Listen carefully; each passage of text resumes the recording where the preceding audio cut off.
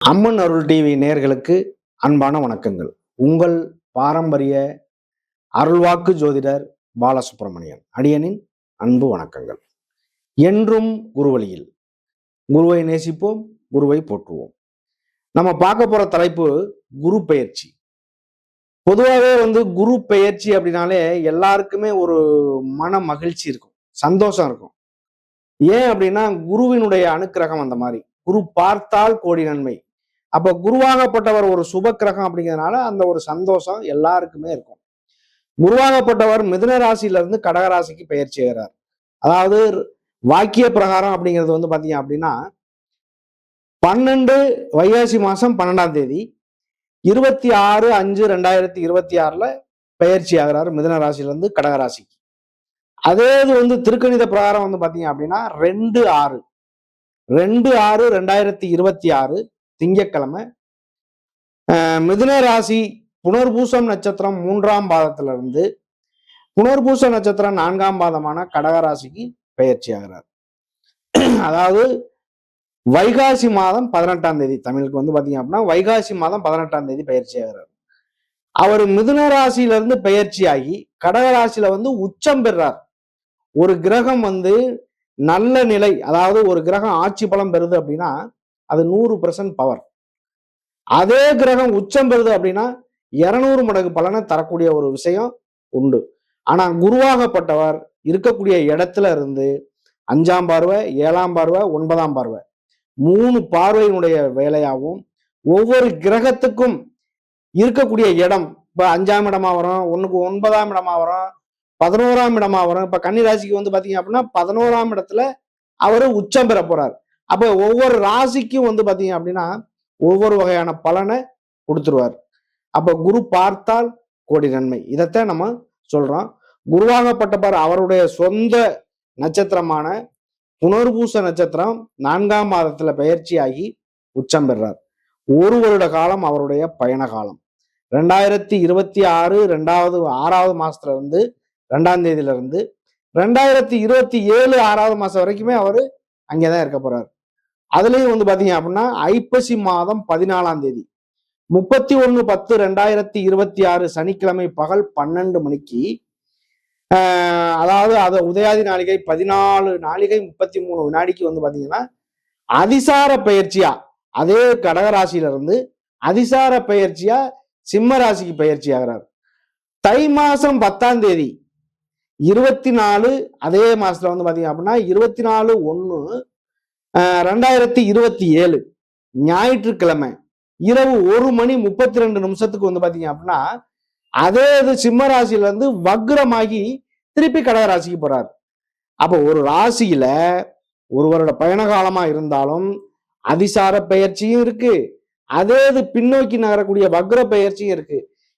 இதுல குருவாகப்பட்டவர் இந்த நிலையில இருக்கும்போது ஒவ்வொரு ராசிக்கும் என்ன பலனை கொடுக்க போறார் அப்படிங்கிறத நம்ம ஒவ்வொரு ராசிக்கும் தனித்தனியா பார்த்துருவோம். அன்பார்ந்த ரிஷப ராசி அன்பர்களே, ரிஷப ராசி இந்த வைகாசி மாசத்துல ரிஷப ராசியில சூரியன் இருப்பார். இது ரொம்ப பெரிய விஷயம். உங்களுக்கு 4ஆம் வீட்டு அதிபதி சூரியன் மாதம் முழுவதும் வைகாசி மாதம் ஃபுல்லா இந்த ரிஷப ராசியில இருப்பார். இந்த குரு பெயர்ச்சி ஆகப்பட்டது பாத்தீங்க அப்படின்னா உங்களுடைய 2ஆம் இடமான குடும்பஸ்தானம், வாக்குஸ்தானத்துல இருக்கக்கூடிய தனஸ்தானத்துல இருந்து உங்களுடைய 3ஆம் இடமான முயற்சி ஸ்தானமான கடக ராசிக்கு, அதாவது மிதுன ராசியில இருந்து கடக ராசிக்கு குரு பெயர்ச்சி ஆகிறார்.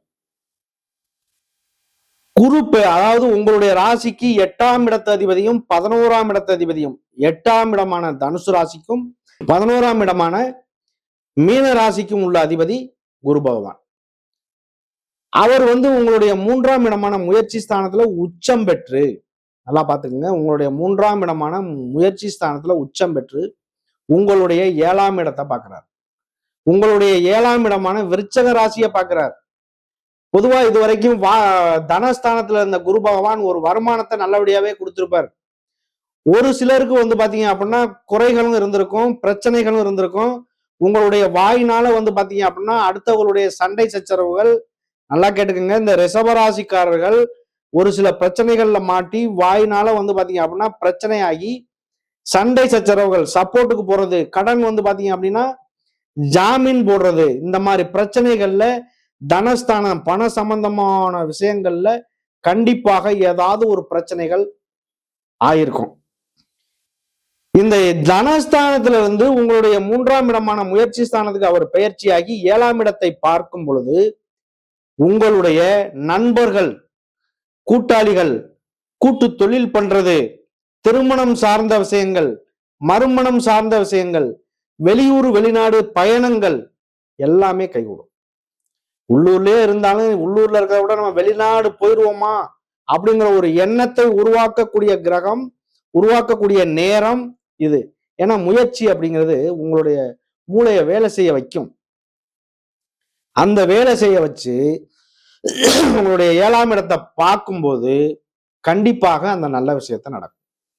பொதுவா வந்து 7 அப்படிங்கிறது கலத்திரஸ்தானம். ஆணா இருந்தாலும் பெண்ணா இருந்தாலும் திருமணம் சார்ந்த விஷயங்கள்ல கண்டிப்பாக கைகூடும். இது ஒண்ணு. அடுத்து உங்களுடைய பாக்கியஸ்தானம், 9ஆம் இடமான பாக்கியஸ்தானம் மகர ராசிய உங்களுடைய 9ஆம் இடத்தை 7ஆம் பார்வையா பார்க்கிறார். பொதுவா வந்து குரு பார்த்தாலே கோடி நன்மை. சனி பெயர்ச்சி ஆகுதுன்னு வச்சுக்கோங்க, தன்னை அறியாத ஒரு பயம் வரும். ஆகா சனி பெயர்ச்சி ஆகுது, நம்மளை என்ன ஆட்டி படைக்க போகுதோ அப்படிங்கிற ஒரு எண்ணம் மனசுக்குள்ள வந்துடும். ஆனா இந்த குரு பெயர்ச்சி ஆகும்போது எப்படி பெயர்ச்சி ஆனாலும் சந்தோஷம் அப்படிங்கிறது மனசுக்குள்ள எப்படியாவது வரும். அதுவும் அவர் 3ஆம் இடத்துல உச்சம் பெறதுனால சகோதர உறவுகளில் இருந்து ஒரு சில விரிவான விஷயங்கள், அதாவது விரிசல்கள் நடக்க வாய்ப்பு உண்டு. ஏன்னா 3ஆம் இடத்துல உச்சம் பெறுது, அந்த உச்சம் பெறக்கூடிய இடம், அதுல வந்து பாத்தீங்க அப்படின்னா ஒரு சில விரிசல்கள் ஏற்பட வாய்ப்பு உண்டு. அதுவுமே வந்து சுபமா மாறுறதுக்கும் வாய்ப்பு உண்டு. பொதுவா வந்து ஒரு கிரகம் நல்லதையும் செய்யும், கெட்டதையும் செய்யும். கெட்ட கிரகம் கூட நல்லதை செய்யவும் வாய்ப்பு இருக்கு, அதே நல்ல கிரகம் கெட்டதை செய்யவும் வாய்ப்பு இருக்கு. அப்ப நம்ம எதை வேணாலும் எடுக்கிறதுக்கு வாய்ப்பு உண்டு. இந்த 7ஆம் இடத்தையும் பார்க்குது, 9ஆம் இடமான பாக்கியஸ்தானத்தை பார்க்குது. அப்பா வழி உறவுகளில் கொஞ்சம் நிதானமான பேச்சுவார்த்தை ரொம்ப முக்கியம். ரிஷபராசி நேயர்களே, பூர்வீக சொத்து சம்பந்தமான பிரச்சனைகள் கண்டிப்பா ஆகும். பூர்வீகத்துல இருக்கக்கூடிய பிரச்சனைகள், உள்ள மறைஞ்சு கிடக்கக்கூடிய பிரச்சனைகள்லாம் கூட வர்றதுக்கு வாய்ப்புகள் உண்டு. உங்களுடைய நிதானம் ரொம்ப ரொம்ப முக்கியம். இந்த புனர்பூச நட்சத்திரம் 3ஆம் பாதத்துல இருந்து 4ஆம் பாதத்துக்கு அவர் பயிற்சியாகி அவர் குருவுடைய சாரத்திலேயே நிற்கிறார். அடுத்து வந்து பாத்தீங்க அப்படின்னா புனர்பூசம் முடிஞ்சு பூச நட்சத்திரம் சனி பகவானுடைய நட்சத்திரத்துக்கு அவர் வரும்போது கண்டிப்பா மாற்றம் உண்டாகும். ஒரு வருட காலம் அவருடைய குருவினுடைய பயணம். அடுத்து வந்து உங்களுடைய 11ஆம் இடமான லாபஸ்தானத்தையும் பார்க்கிறார். பொதுவா குரு வந்து பயிற்சியாகி எந்த இடத்துக்கு பயிற்சி வேணாலும் ஆகட்டும், ஒரு ராசி, உங்களுடைய ராசி லக்னம் எதுவா வேணாலும் இருக்கட்டும், அவர் பெயர்ச்சி ஆகினா நமக்கு என்ன நன்மை, அதைத்தானே நம்ம பொதுவா பார்ப்போம். அப்ப இந்த குருவாகப்பட்டவர் உங்களுடைய 11ஆம் இடமான லாபஸ்தானத்தை பார்க்கிறார். 11 அப்படிங்கிறது மூத்த சகோதரம், உங்களுடைய அண்ணன் அக்கா அந்த மாதிரி உள்ள ஒரு விஷயங்கள். அது இல்லாம இளைய தாரம், 2ஆம் திருமணம் பண்றவங்களுக்கெல்லாம் இது கைகூடக்கூடிய ஒரு காலகட்டம். அக்கா அண்ணன் உறவுகள்ல வந்து பாத்தீங்க அப்படின்னா சண்டை சச்சரவுகள் வரக்கூடிய காலகட்டம். கொஞ்சம் நிதானம் அப்படிங்கிறது ரொம்ப ரொம்ப தேவை இந்த ரிஷபராசிக்கு. பொதுவா வந்து இதெல்லாம் வந்து பாத்தீங்க அப்படின்னா ஒரு பரிகாரத்துக்குள்ள இருக்கக்கூடிய ஒரு விஷயம் இந்த ரிஷபராசிக்கு. நிதானமான செயல் உங்களுடைய நல்ல வழி நடத்தி செல்லும். அது இல்லாம இதை பொறுத்தளவுக்கு வந்து பாத்தீங்க அப்படின்னா இந்த ரிஷப ராசி அப்படின்னாலே சந்திரன் வந்து அங்க உச்சம். இப்ப குரு உச்சம்னு சொன்னோம்ல, ரிஷபராசிக்காரர்கள் எப்பவுமே வந்து பேச்சு வார்த்தை செயல்னால அடுத்தவர்களை கவரக்கூடிய நபர்கள். அப்படி இருந்தாலும் உங்களுடைய 4ஆம் இடத்துல கேது இருக்கு. வீடு வாச நீங்க ஆரம்பிக்கணும் வைக்கணும் அப்படின்னு நினைச்சாலும் ஒரு சில தடை தாமதத்தை பண்ண வாய்ப்பு இருக்கு. உங்களுடைய தொழில்கள்ல வந்து பாத்தீங்க அப்படின்னா கொஞ்சம் மந்தமான சூழ்நிலைகள் நீடிக்க வாய்ப்பு இருக்கு. உங்களுடைய 10ஆம் இடமான தொழில் ஸ்தானத்துல ராகு பகவான் இருக்காரு. 11ஆம் இடத்துல வந்து பாத்தீங்க அப்படின்னா 10ஆம் இடத்த அதிபதி 11ல மீன வீட்டுல இருக்காரு சனி பகவான். அப்ப உங்களுக்கு 11ஆம் இடத்துல சனி பகவான் இருக்காரு. அந்த 11ஆம் இடத்தை குரு பகவான் பார்க்கிறாரு. பார்க்கக்கூடிய பார்வைக்கு பலன் உண்டு. அவர் வக்ரமாவும் ஆகுறாரு, அதிசாரமாவும் போறாரு. அப்ப அதுல முன்ன பின்ன வந்து பாத்தீங்க அப்படின்னா ஒரு விஷயங்கள் நடக்கும். அதை நம்ம கரெக்டா தெளிவா பார்த்துக்குவோம். அவருடைய விதி ஜாதகத்தை நீங்க பார்த்துதான் அந்த விஷயத்த நீங்க தெரிஞ்சுக்கணும். இந்த குருவினுடைய இதுல வந்து பாத்தீங்க அப்படின்னா செவ்வாய் வந்து 12ல செவ்வாய் இருக்கு. சூரியன் வந்து உங்களுடைய ராசியிலேயே ரிஷப ராசியிலேயே இருக்காரு. புதன் ஆட்சி பலம் பெற்று மிதுன ராசியில இருக்காரு. சுக்கிரனும் உங்களுடைய ராசிநாதன் சுக்கிரனும் புதனோட சேர்ந்து இருக்காரு. அப்ப இந்த கிரகங்களுடைய அமைப்பு எப்படி இருந்தாலும் சரி, உச்சம் பெற்ற குரு பார்க்கக்கூடிய இடம் மூலியமாவது வருமானத்தை கண்டிப்பா கொடுப்பாரு. பாக்கியஸ்தானம் சார், உங்களுடைய பார்வை 9ஆம் இடமான பாக்கியஸ்தானத்தை பார்க்கையில அப்பா வழி உறவுகள்ல ஒரு சிலருக்கு சொத்து பிரச்சனை இருந்துச்சு, இட பிரச்சனை இருந்துச்சு, தொழில்ல பிரச்சனை இருந்துச்சு, தொழில்ல முடக்கமா இருந்துச்சு, தொழில்ல வர வேண்டிய பணங்கள் வராம இருந்துச்சு, இதுக்கெல்லாம் வழி என்ன அப்படின்னு யோசிச்சுக்கிட்டு இருக்கக்கூடிய நேரத்துல இது கரெக்டா கை கொடுக்கும். ஏன்னா இந்த உச்சம் பெற்ற குருவினுடைய பார்வை ஒரு பெரிய மனிதருடைய ஒரு கோர்வையில கண்டிப்பாக ஒரு நல்லது நடக்கிறதுக்கான வாய்ப்பு உண்டு. இந்த ரிஷபராசிக்கு ரிஷபராசியை பொறுத்தளவுக்கு கார்த்திகை நட்சத்திரம் 3 பாதங்கள், அது சொல்ல வேண்டிய அவசியமே இல்லை. கார்த்திகை நட்சத்திரம் எப்பவுமே வந்து பாத்தீங்க அப்படின்னா ஒரு தனித்தன்மை கொண்ட நட்சத்திரங்கள். அடுத்து வந்து ரோஹிணி நட்சத்திரம் 4 பாதங்கள். அதுல ரோஹிணி அப்படிங்கிறது சந்திரனுடைய நட்சத்திரமே கூட. அந்த ரோஹிணி நட்சத்திரக்காரர்களுக்குமே இது ஒரு பொன்னான காலம்னு தான் சொல்லலாம். மிருகசீரிஷ நட்சத்திரம் அதுல 2 பாதங்கள். மிருகசீரிஷம் அப்படிங்கிறது செவ்வாயுடைய நட்சத்திரம். செவ்வாய் அப்படின்னாலே ஒரு முருகன் அர்த்தம். மிருகசீரிஷ நட்சத்திரக்காரர்கள் செவ்வாயுடைய அனுக்கிரகம் பெற்று திருச்செந்தூர் வழிபாடு இந்த மாதிரி எல்லாம் பண்ணீங்க அப்படின்னா கண்டிப்பாக உங்களுக்கு ஒரு நல்ல மாற்றங்கள் உண்டு.